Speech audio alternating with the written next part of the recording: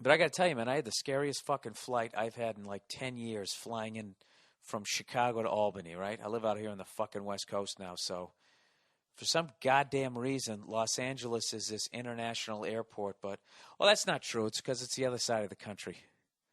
I mean, I can get a fucking direct flight to, like, I don't know, Bakersfield. I'm trying to pick some fucking obscure city, but whatever.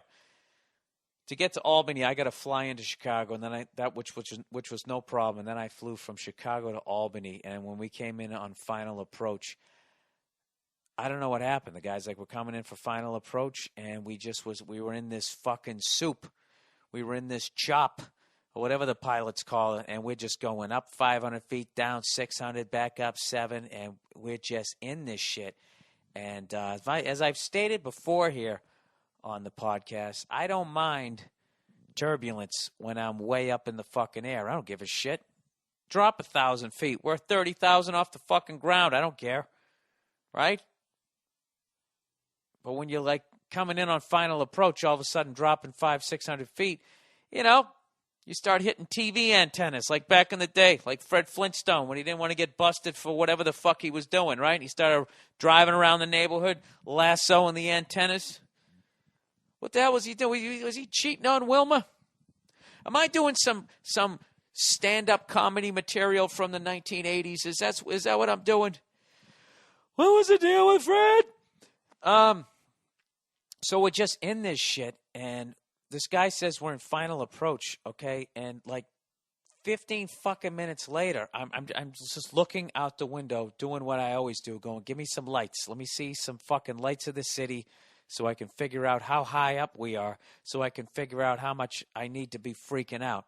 And we just kept flying through this shit, and it was like really, really bad to the point I was actually feeling a little bit queasy, right? And this guy's not saying shit, and I'm thinking, fuck, we're flying into Albany? Who flies into Albany? You know? Is that is that Tom Brady flying that plane? Or do we got the backup? Why don't we know his fucking name? Albany? The studs. They fly into JFK, they fly into LaGuardia, they fly into Newark. They don't fly into Albany, right? So I'm sitting there freaking the fuck out, going, "Oh, God. We got the fucking backup to the backup. We got Trent Dilfer's backup flying the goddamn plane." And so I did something I haven't done in a while. I started praying to God, huh? Oh, Jesus. That's how bad it was. I had to fucking hedge my bets going, "Hey, you know, I've been talking a lot of trash about you on the Monday morning podcast. Wait a minute. Do I even need to explain it, considering you know everything?" No, seriously, I was like, all right, sorry for this, sorry for that, sorry for my sins. And I'm really starting to get nervous because we're still fucking, you know, people's stomachs are dropping, and I'm really fucking praying. And then all of a sudden I heard this woman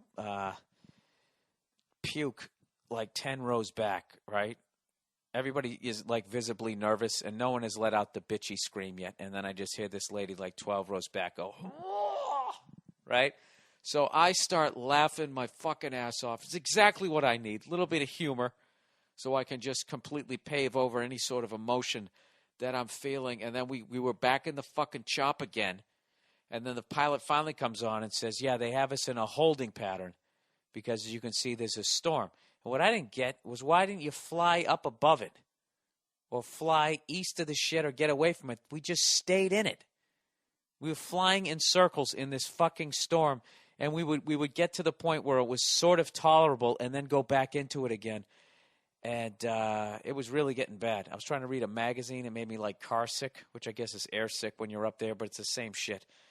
And then I heard this guy like 2 rows behind me, you know, he let out this really bitchy, like, "Oh," as we were going over the thing. And it actually made me fucking angry. You know, for Christ's sake, get yourself together. Fucking start making those noises, making everybody scared, you asshole.